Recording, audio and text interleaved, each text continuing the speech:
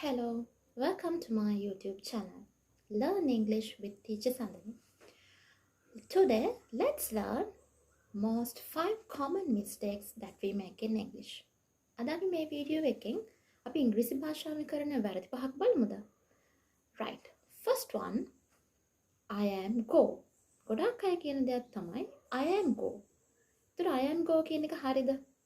අපි බැලුවොත් කතා කරන විදිහට ගොඩාක් අය මේක පාවිච්චි කරනවා I am go කියලා. හැබැයි මේක ඉංග්‍රීසි භාෂාවේ ව්‍යාකරණ විදිහට ගත්තොත් මේක වැරදි. ඒතර අපි සරලව කියන්න පුළුවන් I go. I am going to school. අපි am එක going එක ing දාන්න පුළුවන්. එහෙම නැත්නම් අපි am නැතුව කෙලින්ම අපි කියන්න පුළුවන් I go කියලා. I am go නෙවෙයි අපි කියනවා I go. එහෙම නැත්නම් I am going.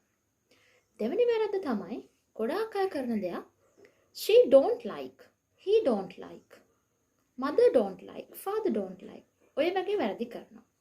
අපිට එහෙම කියන්න බෑ. මේවා එදිනෙදා කතා කරනකොට පාවිච්චි කරන සුළු වැරදි.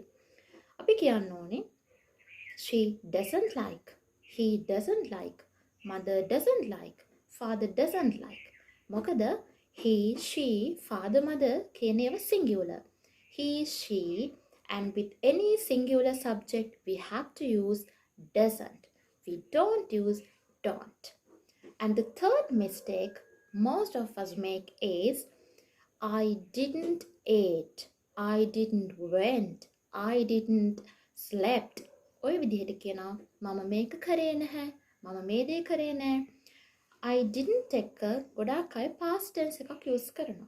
එහෙම පාවිච්චි කරන්න බෑ අපිට. අපි didn't එක verb එක base form තමයි use කරන්න ඕනේ. එහෙනම් කොහොමද කියන්නේ? මම එහෙ ගියේ නැහැ. I didn't go there. මම ඒ දේ කෑවේ නැහැ. I didn't eat that. I didn't go. I didn't eat. I didn't sleep.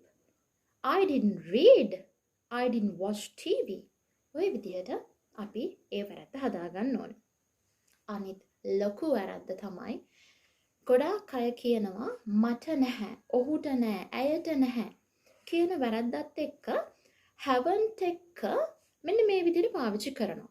උදාහරණයක් විදිහට මට පොතක් නැහැ. හැමෝම කියනවා I haven't a book. He hasn't a book.